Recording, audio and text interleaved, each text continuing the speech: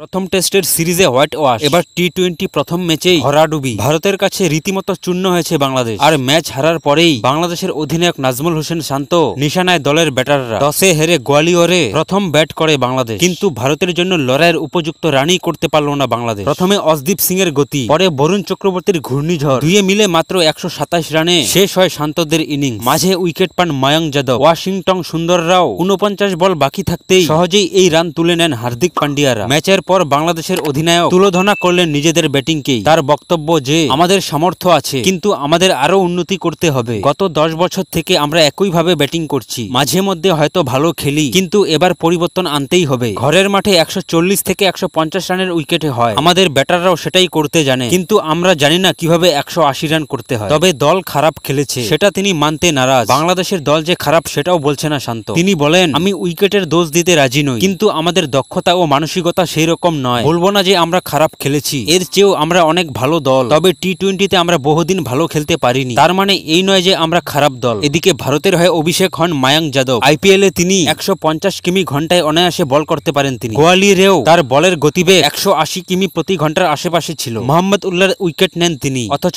মায়াঙ্ককে নিয়ে খুব একটা মাথা ঘামাতে নারাজ শান্ত। তার বক্তব্য, ও ভালো বলার, কিন্তু এরকম বলার তো আমরা নেটেই খেলি, ওকে নিয়ে বেশি কিছু ভাবছি না। বন্ধুরা, প্রতিদিন খেলার আপডেট পেতে ভিডিওটিতে একটি লাইক আর চ্যানেলটিকে সাবস্ক্রাইব করে রাখুন। ধন্যবাদ।